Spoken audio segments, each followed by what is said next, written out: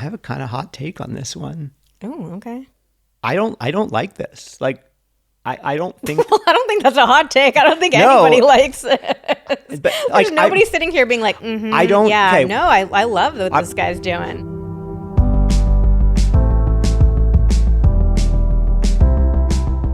Hello and welcome to the Pillow Talks podcast. We're your hosts, Vanessa and Xander Marin. I'm a sex therapist with over 20 years of experience. And I'm just a regular dude. We share the ups and downs in our relationship while giving you step-by-step techniques for improving yours. Make sure you subscribe for your weekly double date full of totally doable sex tips, practical relationship advice, hilarious and honest stories of what really goes on behind closed bedroom doors, and so much more. It's the sex education you wish you'd had. It's officially 2025. Is it though? It's not actually. It's not for us, but it is for you. We're recording this in 2024, but you'll be hearing it in 2025. It feels so weird. It feels so inauthentic to say that. Because I knew you were going to call me out on it. I was just going to continue because, all podcasts record ahead of schedule. It's not like an unusual thing, but I knew you were going to call me out on it. It just feels so funny because it really doesn't feel like we're that close to the end of the year, even though we are. But I think part of that is because you and I are going on kind of like a bucket list trip. We're leaving tomorrow. So like we're going on a whole trip. We're coming back. We have the holidays. We're going on another like one night trip to go to a wedding. We got a lot to do before the year ends. There's a lot before the New Year's. So it's hard for me. It's really hard for me to be like, it's New Year's, but it basically is. Let's pretend. It is, but it is. And it's a new year. And with a new year come new fresh starts. A new you. Yeah, so many people look at the new year as a time to like turn over a new leaf, start things fresh. So we thought, let's do an episode themed around this. So we went over to Instagram and our wonderful community over at Vanessa and Xander. If you're not already a part of it, make 2025 the year you finally join. Yeah. So we asked our Instagram community, are you wanting a fresh start for your relationship in 2025? And we asked them to share the details, like what's going on, what's the history, what are your frustrations, what would your partner say about this? What are your hopes, dreams, and fears? So we got some wild stories, just really heart-wrenching, really complicated.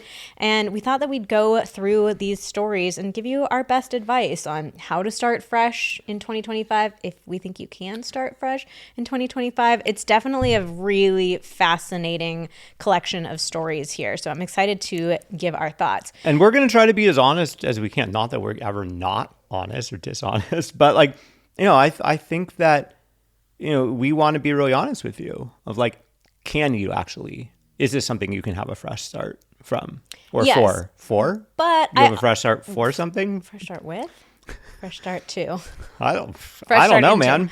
I don't know. I'm lost. But I also want to make sure we give our caveat that we're just getting one small snippet of, in a lot of cases, these are years-long stories. Mm-hmm. And of course, it's easy for us sitting all cozy in our bed to give our take here and, say what we think should happen. So I just always want to acknowledge, like, it's very vulnerable to share these stories. I really appreciate people who are willing to share their stories with us.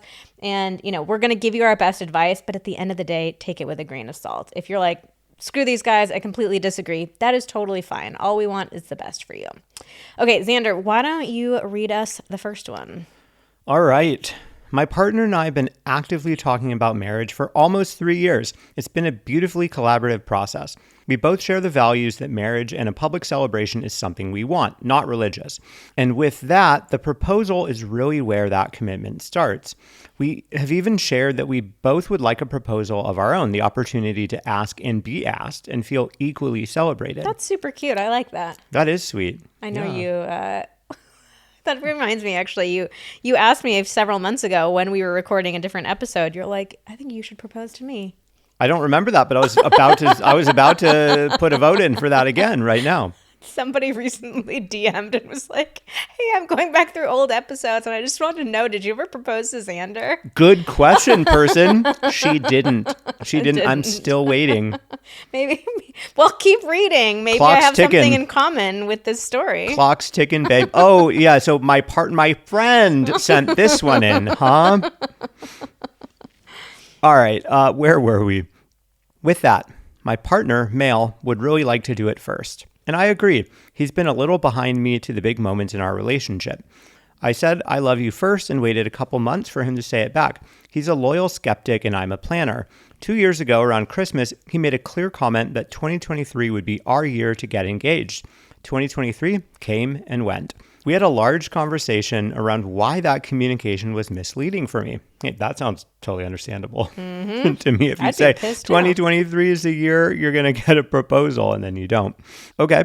All right. So it's now 2024 and still no proposal from him. We have gone ring shopping, talked finances, moved in together, all the things. There's been several times I thought it was happening, destination hikes, vacations, and we jokingly talk about it after.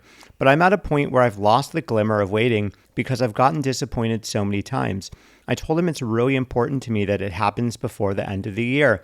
He did not disagree with that. I'm going to come back to those. He did not disagree because it doesn't sound like he agreed. He did not disagree. Interesting word choice, but I'm just not holding out hope it will happen. I've asked why it's been 3 years, and he said he wants to do it on his own terms. I said it is so hard when we talk about it actively and openly, wedding, honeymoon, next chapters, but no proposal has happened. I know it would upset him if I proposed first and stole that thunder, but we feel stuck. When it comes to grocery shopping and meal planning, we have been having some issues lately. Life has just been so busy the last few weeks, and even though it's really important to us to eat healthily, we've just been really struggling with it, just feeling uncreative, lack of time, lack of energy, which is why we're so excited to introduce you to our brand new podcast sponsor, Hungryroot, the easiest way to eat healthy. So I'll be totally honest with you guys. When Hungryroot first reached out to be a podcast sponsor, we signed up for our account. I was just expecting like meal kits, meal planning, but it is so much more than that. I was totally honestly blown away when we logged into their website. So they're really more like having your own personal shopper and nutritionist all wrapped into one. So they take care of the weekly grocery shopping. They recommend healthy groceries and meals tailored to your taste, your nutrition preferences, and your health goals. So it's not just meals, it's also snacks, it's groceries, and everything is customizable to a degree that I have never seen. We've checked out a lot of meal delivery services and I've never seen this level of customization. Like you can literally change ingredients in recipes. Like you don't like Brussels sprouts, you can swap it out for broccoli. You don't want this recipe to have turkey in it, you can swap it out for salmon. Like it's really unbelievable how much you can do. And you can filter for whatever your nutritional goals are. We are gluten-free. We obviously use that filter. And I swear I could not scroll all the way to the bottom of the page. That's how many options there were. And we are so used to with gluten-free, like having very limited options. So not even being able to see all of the options available to us, we felt like kids in a candy store. But there are also foods for like anti-inflammatory, gut-friendly, dairy-free, high protein, all that and more. All of their recipes can be made in 15 minutes or less, which is absolutely wild. There's no high fructose corn syrup, artificial sweetener, or preservatives of any kind in their food. They source only top quality meat and seafood free of hormones and antibiotics. We also saw a lot of our favorite brands and products listed in Hungryroot. Like to make a recipe, we use this sauce that we buy all the time and love. So it just, like, we were honestly so blown away, so excited to have them on board as a sponsor, and really encourage you to check them out too, especially if you're starting the new year thinking like, okay, I really want to get serious about my eating this year. We think you're going to love Hungryroot, and we encourage you to take advantage of this exclusive offer they have put together just for us. For a limited time, you can get 40% off your first box, plus get a free item in every box for life. Go to hungryroot.com/pillow and use code pillow. That's hungryroot.com/pillow. Use the code PILLOW to get 40% off your first box and a free item of your choice for life. hungryroot.com/pillow, code PILLOW. Ooh. This is really tricky. Like, you guys have done all the right things. Like, you've talked about it so openly, you've planned for it. And what confuses me about this one is that a lot of the common roadblocks that we hear about with people getting engaged, like, you guys have already addressed these. It's not a like, I want to get married, and he's like, yeah, I want to like have you in my life, but like, I'm not sure I'm ready for marriage. Like, he's saying, I want to propose. Yeah, this isn't even a situation where it's like, we've never talked about it, but he keeps keeps like taking me on these big events and building it up. So like, I assume that it's coming, but it's not. Because I think that's a story that we hear so often where there hasn't been communication about it. There's an assumption that it's going to happen because the person keeps making these grand gestures and then nothing happens. But this is like they've gone ring shopping. They've talked finances. Like, those are two of the main things that come up, especially when we hear somebody say like, I want to do it on my own terms. Like, a lot of men, want to make sure they feel like they're financially in a good place. They're stable. They're, worried about the ring, but it's like all the things have happened. Yeah. They're both seemingly in agreement. And he's even made these declarations of like 2023 is the year, but he's still not doing it. I'd be so upset if I was in this position. I would too. And I'd be really confused. And I would be really worried about what this would say about things in the future. Yeah, exactly. It's like, if you're dragging your feet in this way about a big decision now, like, this is not the one and only big decision in your lives together. There are going to be plenty of other ones. What's he going to do around deciding to have kids, or if you guys want to move somewhere, or what you're going to do with your money? Like, there's so many other decisions where, like, is this a pattern for him? I mean, God, I have a kind of hot take on this one. Oh, okay. I don't like this. Like, I don't think. Well, I don't think that's a hot take. I don't think anybody likes it. But like, nobody's sitting here being like, I don't. Yeah, okay, no, I love what this guy's doing. All right, I'm just going to come out and say though, I don't think that this is the right guy for you. I don't. I really don't. Unless you feel comfortable leading in this area and acknowledging that you may be the one that like drives things forward. Like, okay, I'm going to make sure we get married. I'm going to make sure we do this. I'm going to make sure we do that. And I'm not saying that like the man should be leading that, but like, to me, this feels like this is a sign that he struggles to make decisions, and that you would end up basically driving all the decision making. Yeah. And that is a recipe for disaster later in your relationship, especially if he doesn't totally agree with certain decisions that you were making.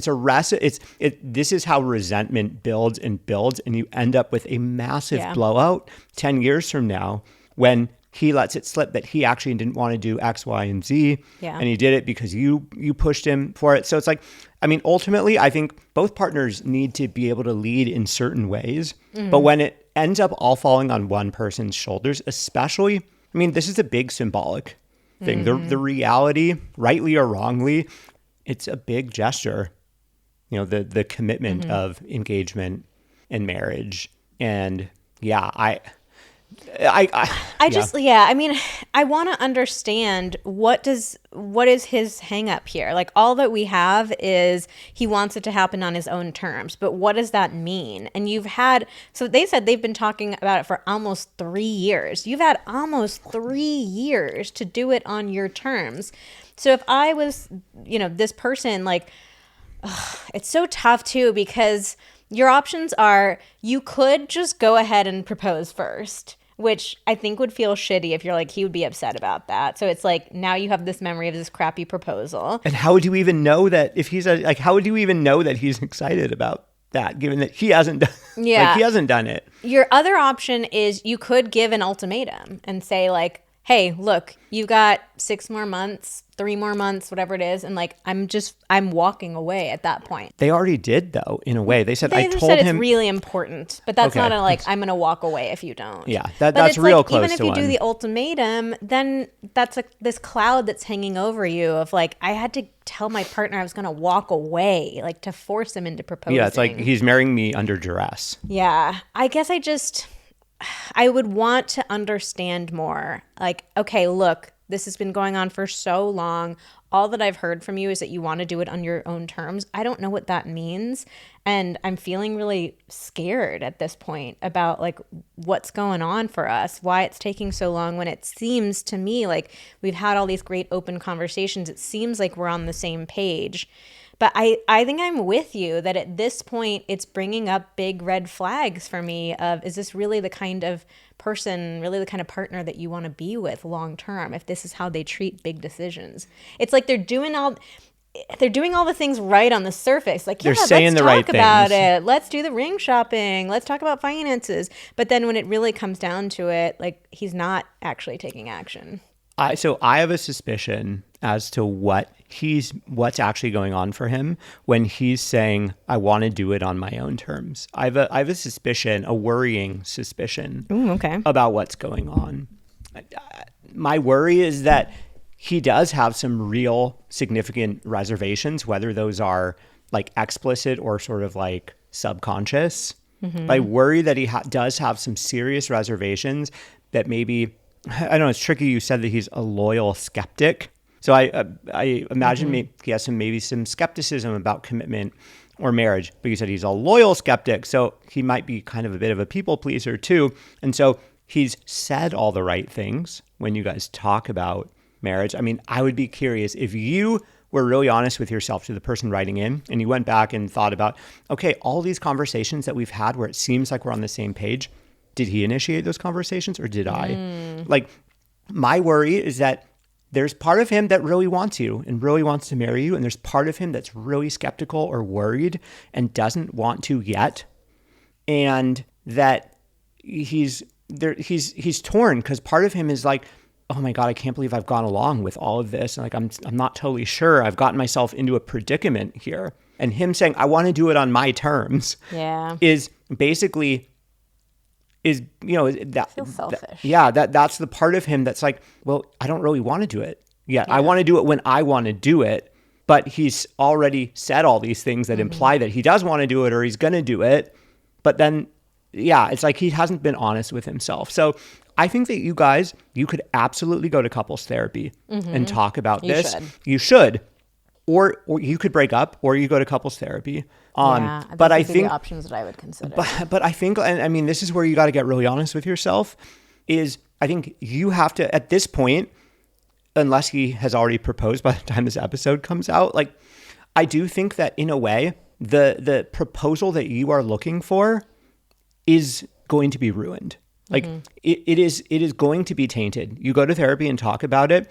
You are not going to have that like, hey, he did what he said he was going to do, and we're both so excited about it, and he got to go first. Like there's always going to be a tinge of like, okay, well, we went to therapy, and then he did it, but like, did he do it under duress? And like we talked, he explained like what was coming up for him, and I feel like I understand it. But there's always going to be this wonder, like, why did we have to do all that in order for this to happen? Yeah. And so I think you have to ask yourself, are you okay with living the rest of your life knowing that those were the terms of your proposal? I think some people would be like, yeah, you know what? 10 years from now, I don't care. I don't care about that. I don't care about like this fairy tale proposal thing. But some people will. And I think that it's important for you to be honest, because I don't want you to get 10 years down the line and be like, and then the resentment builds up, like that all this happened. I think that happens to so many couples. You convince yourself, yeah, I'm cool with this, but you're really not. Just like maybe he's not really 100% all in on this. You got to be honest with yourself in the same way. Oh, this is such a tough one. My heart goes out to you. But yeah, I think I'm in agreement with you. All right, let's go on to the next one. Since I was a little girl, I had vaginal problems, such as pain or heavy itch. Recently, they found out I have lichen sclerosis. That is an autoimmune disease where your body attacks itself. My body attacks my vagina. Great. Either way, I found an amazing therapist and I'm doing super good. But when it comes to sex or intimacy, my partner is super ego. He doesn't want to do me. He, and I quote, said, "I just want to fuck you like you are a porn star without feelings and stuff." So yeah, when I got pregnant, oh Lord, it went really, really bad between us. He also had a drinking problem and smokes, and I don't do that stuff. Now I'm 6 months postpartum from a C-section, and this man just barely helps, and I can't stand him, let alone when he touches me. So we don't do nothing. We don't hug, don't kiss, and don't have sex. Last time he tried and was for once romantic, but I was just turned off. So yeah, we went through a lot of bad times, and I just don't know if we will ever recover because I'm annoyed by everything that he does. Run. Oof. Time to go, I would say. Wow. This one is rough, man. Like, usually, a lot of times we get, like, you know, the nuance of the story, and you're like, oh, I can kind of see the partner's perspective, or that's really complicated. This one is one of those rare occurrences for me that does not feel complicated. Like, just the fact of your partner saying, "I just want to fuck you like you're a porn star without feelings." Like, yeah, why does he want to be in a relationship? I mean, like, that's fun every once in a while. But yeah, if that's his perspective like on your sex, entire sex life with somebody who's now the mother to your child, like, what? That's crazy. Why are you with this person? Yeah. Okay. Now, throwing this person a bone. It sounds like you said they had a drinking problem. As someone who is sober, I have a question. Does he have or had a drinking problem? Yeah, if he is still drinking, he likely has a drinking problem. And that won't likely stop until he stops drinking. Doing that in the proper way can elicit a real, honestly, a psychic change in who somebody is and how they're able to show up in the world. Wait, I want to clarify something though. What I've learned from you about addiction is that you always have a problem. There is no oh, I was done with it, I'm over it. He's still an addict, but it's just, is he in recovery? Is he sober versus is he actively using? Well, I mean, I was trying to be careful with my language because this person said had a drinking problem, didn't say is an alcoholic. I feel like a drinking problem. I'm inferring, okay. But I'm also not trying to judge. I think it is absolutely possible that you can use a substance problematically, maybe not necessarily be full on addicted to it. There's plenty of people that stop problematic, substance use and may continue to use other substances occasionally. The only point I'm trying to make is that if he has ever struggled with addiction in the past, he should be actively involved in some sort of recovery process. I mean, I'm not going to say should. No, the only point I'm trying to make here is that if addiction or usage is something that he's struggled with, he should be actively involved in some sort of recovery or sobriety process. I think especially if she's talking about he's just not a very good partner, that is something that you would want to see from a partner. We're not shaming or stigmatizing somebody for having issues with addiction. It is a disease. And we also need our partners to be involved in their healing. Yeah. Yeah. What I would say is that the likelihood of these other problems somehow resolving themselves while he is actively drinking or using anything in a problematic way is very slim to honestly none. The best chance I think that there is for some kind of real improvement in this, because I don't know, you didn't talk about why, what you do love about him, why you guys are together, the good elements of your relationship. But assuming that you do really love this person, you want to be with them long term, I think that really is the best chance for this person. Now the thing is you can't get somebody else sober. You need their willingness and involvement in the process. So, we don't have enough details to know what is exactly going on in that department, but yeah, this just doesn't feel right to me. Yeah. I mean, you're literally saying, I can't stand him. So why are you with him? Yeah, I'm let annoyed go. by everything he does. Let's not taint 2025. Like, why spend some time with somebody that you can't Yeah. stand? And also setting aside any kind of alcoholism, addiction, whatever, setting all of that aside, this idea of like, I would just want to fuck you like a porn star without feelings and stuff, that is not like a casual perspective that just changes like boom on a whim.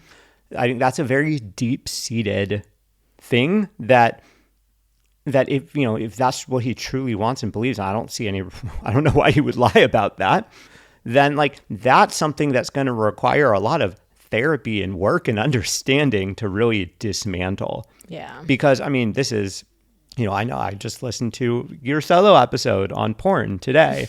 Like this stuff gets in really deep. Honestly, probably if he's saying like a porn star, like obviously it has gotten in his head due to porn, and like this is a hard thing to get out of your mind. Mm-hmm. All right, let's leave that one short and sweet and move on to the next one. My husband and I have been together since we were 17. We're 34 now, and he has struggled with addiction and mental health issues for a good chunk of that time. My one caveat before we got engaged was I needed to see he could hold down steady employment. He opted to go into the steel erection industry and started making more money than we ever thought possible. Oh, is there a lot of money in steel erections? Oh, man. We got married 3 years ago while he was in one of his best times. He's been sober for 8 years. That's awesome. But he had a severe mental health crisis afterward and spent significant time in the hospital and working out medications. This obviously impacted employment, and he refused to apply for disability because in his mind, he was not disabled. Well, cut to the last 14 months, and he has had extremely little employment. 6 weeks, though he was only partially at fault. His industry is extremely slow in our area right now, and lots of people in his industry are struggling. So the steel erection industry is not doing well. It's an up and down industry, babe. I'm sorry. Yeah, I mean, Continue. that was good, huh? That was really good. And I'm sorry to all the people in the steel erection industry who might be struggling. That sounds really tough. It's just a really funny name for your industry. Yep. I've been repeatedly saying I do not want to be our sole source of income in our relationship, but it falls on deaf ears. Our sex life has been so greatly impacted by this. The stress and anxiety around finances seem to be mine alone. And from his perspective, my frustration with our situation should be completely separate from our sex life and how much I love him and find him attractive. But to me, I can't have one without the other. He doesn't understand how the outside world of finances makes us feel like roommates and then affects our sex life. To him, they are separate buckets. He started picking up odd jobs and is set to go back to work in January, which is helping. But what about next time work is slow? I just don't know how to proceed and if we can just start fresh with different expectations. Oof, this is another really tough one. Straight back into the tough ones. Okay, the first thing that comes to mind for me is that he's had a really severe mental health crisis. And I don't know how he's doing now. Right? Like, so that's a major thing. Like, if he's still struggling with his mental health, maybe it's not a crisis the way that it was, when he was going through that especially difficult time. But if he's still struggling with his mental health, it makes a lot of sense that his employment is being affected as well. So that's the first thing I would turn to, is like trying to figure out how is his mental health currently. I'm thinking about this, like he's refused to apply for disability because in his mind, he's not disabled. And like, obviously there's so much stigma around mental health, especially for men and mental health. Like a lot of people don't think of it as a disability. And that's why mental health challenges can be so difficult to overcome, because we don't recognize, I mean, it's very similar with addiction, to be honest. Like, we don't see it as a real health condition that deserves empathy and support the same way. Like, if somebody had cancer and, was unable to work, like, he might still have some shame coming up around applying for disability. It's very hard for most of us to ask for help. I think, especially for men, to ask for help. But probably less. But a lot less. Like, people like, you had cancer, of course. Like, yes, you should be on disability. You should be getting all the support. But we don't see mental health in the same way, even though it absolutely is. So I think that that's something that he needs to work through in therapy too. It's like recognizing your mental health is your health. Like that Yeah. matters. Yeah, and I mean, when it comes to the disability thing, I also want to say, like, hell yeah, you've been sober for 8 years. I don't know if what you are involved in from a sobriety perspective, like if you are in an organization like AA or similar. I think this is a great thing to talk to your sponsor about, talk to your fellows in sobriety about, and just like, hearing what other people have to say, because I think that it's so easy to be like, to keep this stuff to ourselves and then build up this whole story and let your pride get in the way of like, oh no, this isn't a real thing, blah blah blah. Where it's like, no, like, I mean, talk to other people, talk to a sponsor, talk to whatever, like do whatever you need to do to just get some other people that are, on your side and trying to, trying to root for you, because I think that keeping it to yourself is just going to keep it a problem. So let's go to the central issue, though. Like the person who wrote this in is saying, like, I don't want to be the sole source of income in our relationship. Mm-hmm. And I do want to validate that. Like, that's a very valid desire to have, and that's a very valid need to express to your partner. On the one hand, we can be totally compassionate about, the industry that they're in, it's really struggling, and I can't imagine how challenging that must have been. I do want you to talk about men's relationships with jobs and providing. Like, I can't imagine what a fucking gut punch that must have been for him to go from, I'm making more money than I know what to do with, to I cannot get work. Like that, it must be really, really challenging for him. And I also validate, their partner saying like, it feels really stressful and anxiety inducing for me to be the sole provider, because you're feeling like you don't have a real partner in life. You're feeling like all the, finances are a stress and a pressure in the vast majority of relationships. And to feel like you're the only one carrying all of that on your back is really, really challenging. So it totally makes sense to tell your partner, like, I need you to be looking for work, to be, expanding your horizons. Maybe it's time to, look into different fields, go back to school. There are a lot of different things that they could be doing, but it's this kind of like, I need you to do something. And it sounds like the husband is not willing to validate. It's like, well, shouldn't you love me and be attracted to me separate from that? And I think that those are separate things. Like, you can still love somebody and also say, I need you to do this, or I need this to happen in our lives. Those aren't mutually exclusive to me. So for him, if that's not how it works for him, like he's saying, like, I don't get it. Like those two things should be, totally separate for me. That's fine if that's how he operates, but he also needs to respect that for his partner, that's not how they operate. Yeah, I totally agree with that. And I wonder if there might be some nuance in how you guys talk about this that could help, where it's like, because I don't think that, to the person writing in, I don't think that what you're saying is, I need you 100% of the time to have an income. I think that sometimes when you have these conversations, it can feel like it's going to extremes to the other person, especially he's out of work. He's already embarrassed about that. And then, you're talking about this, and what he is hearing is, you need to always have a job. And immediately where his mind goes is, well, that's not practical. Like, shouldn't you love me for who I am? So I think that, there's just a putting in a plug for continuing to make sure the conversations you have about this have the nuance of like, look, it's a gray area. I don't have a like, okay, I need you to be employed 75% here. There's not like a cutoff, but like, and it's not, the expectation is not 100%, but that there is, some amount of, I'm seeing you actively searching, that, you have some other training or something to fall back on in another situation. I mean, finally, the other suggestion that I might make, I know easy for me to say from where I'm sitting, but I do think like it's, to the guy here, I mean, you got to get honest with yourself. If you know that you have like ongoing mental health struggles, you might want to ask yourself, is it a good idea for me to be in a very up and down industry? Up and down work, like, because there are a lot of industries that are not as up and down as that, where work is more consistent. And, I think you got to ask yourself, yeah, it's great when I'm making lots of money and I'm super busy, but knowing that, mentally I have the propensity for a lot of ups and downs. Do I want to put myself, is it good for me psychologically to put myself into a work situation where I know that things will go up and down uncontrollably? So that's an important thing to ask yourself. And also, to the person writing in, if you are noticing about yourself, I'm struggling when they're out of work consistently, I think you got to ask yourself, how do I feel about having a partner that's in an industry where this is necessarily going to happen consistently?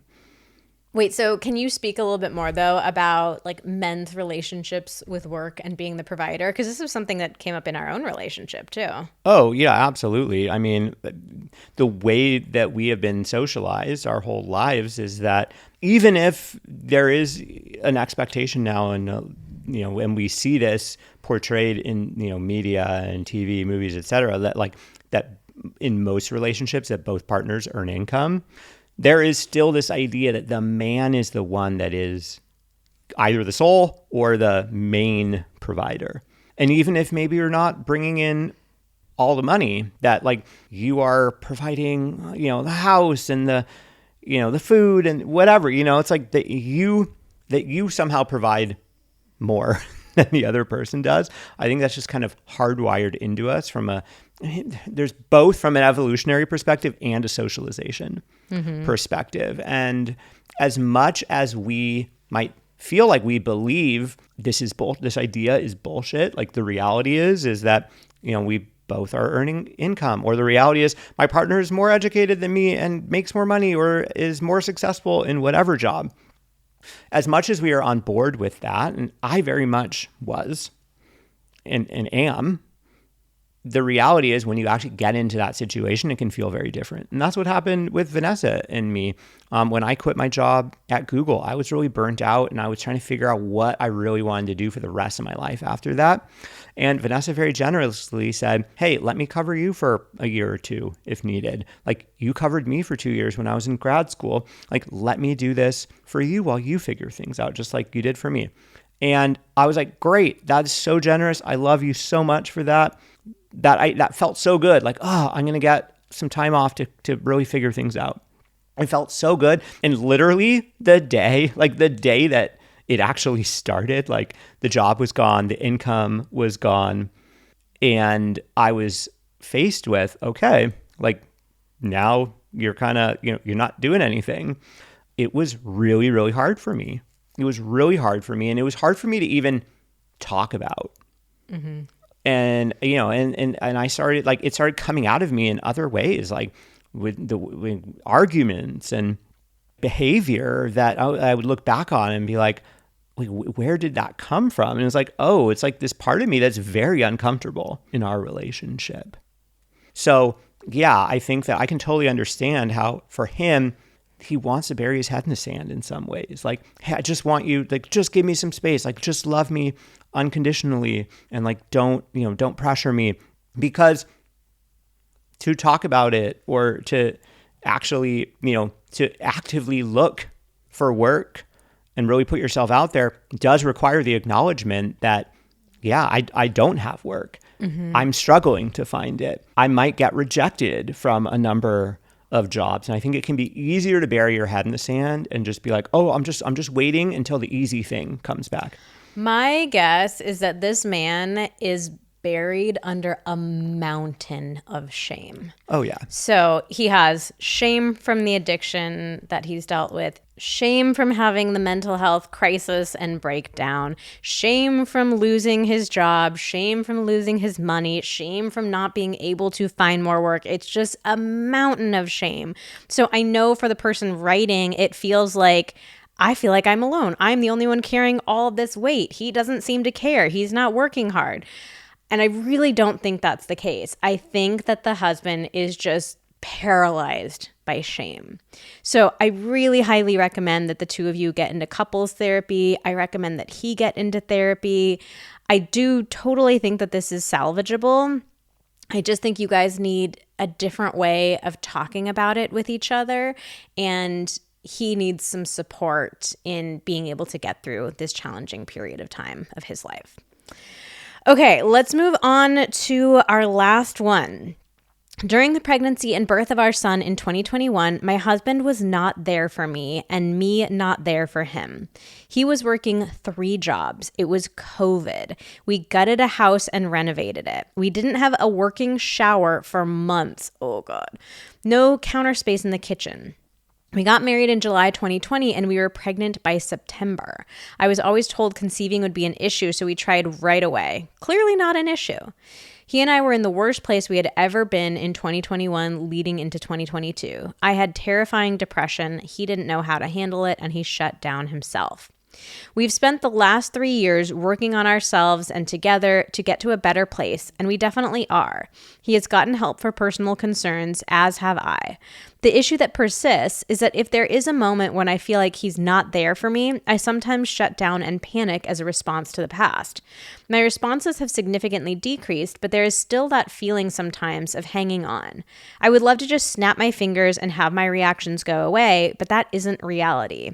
Our sex life was non-existent during and after birth, May 2021 until May 2023, when I started reading romance books. That really activated something in me again, and my husband was grateful for the smut. Man, well, first of all, I mean, I just got a lot of validation to give you. Like this sounds like a really challenging thing to go through. I mean, so many things. Yeah, so many things. To get pregnant so quickly, and then the birth and COVID, 3 jobs, and the reno. Also, plug for don't do home renos when you're pregnant. We have many friends who have done this. Almost all of them. It's like a perverse nesting thing that happens. Like, it really is. It's like, oh, it'll be done. It'll be done just in time. Don't do it. If you find yourself saying it'll be done just in time, I can guarantee you it will not.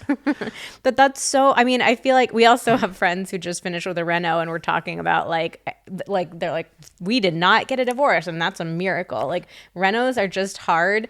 Being pregnant and having a baby is just hard. Don't do them at the same time. Oh my God. You can avoid it. We've been doing exterior work on our house for the last couple of months, and like people are not even needing to come into the house, and it's still like such a challenge. Like we're both, had both been more on edge and, bickering with each other, and oh my God. So yes, this is, I have so much compassion for you on, well, I mean, I'm glad to say this after a number of these other ones that we've done. I mean, I think that what I want to say is you can absolutely have a fresh start from this. I really, truly believe that. And honestly, it sounds like you already are. Yeah, to some 3 extent. years of putting in like work on themselves. That's amazing. It sounds like both of you are putting in the work, that it's not like one person driving the other to do it. That's awesome. That's how doing the work works. Is when you both do it. When one person is pushing the other, and yes, sometimes one person needs a push, but if they are being pushed across the finish line, like that's when it usually doesn't work. Yeah. Because you can't get pushed across the finish line. You got to go across yourself. So that is all awesome. It sounds like what you're asking is, these responses that you have had to moments where you're feeling triggered by this, like, he's not there for me, those are decreasing. It sounds like what you're asking is like, can those go away? I don't know if it can ever fully go away, but I feel like you can continue to work on this, and this can absolutely get a lot better. Yeah, I completely agree with you. I have a really hopeful outlook for these two. Like, it seems like, you went through something exterior from yourselves that was just incredibly challenging. You've both been committed to doing the work. Like, this is amazing. And it makes perfect sense that you're still having this like shutdown panic response to feeling like he's not there for you. And this is actually a good thing, because it sounds like what happened previously is you had this, I don't know the right word for it, but it's like you let him not be there for you and you not be there for him for a stretch of years. And now you have this reflex that's kicking in that's like, oh, no, is that coming up again? I'm not going back there again. We're not doing this again. So I actually see this reaction as potentially a good thing. Maybe it's forcing you to jump in and say, hey, I'm getting that vibe again. Let's talk about this. Let's come up with a game plan. How do we, what do we need from each other? So I actually wonder if there's a way to reframe this and maybe be kind of grateful to yourself that some part of you is having this reaction. I know it doesn't feel good to feel shut down and panicky.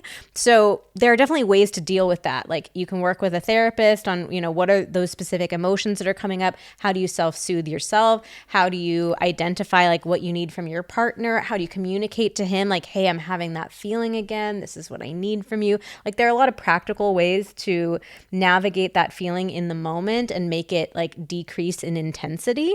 But I do think there's something interesting about looking at this as a sign of protection and actually a positive thing. Yeah, I think that, this person calls out shutdown and panic. So basically closing down and fear.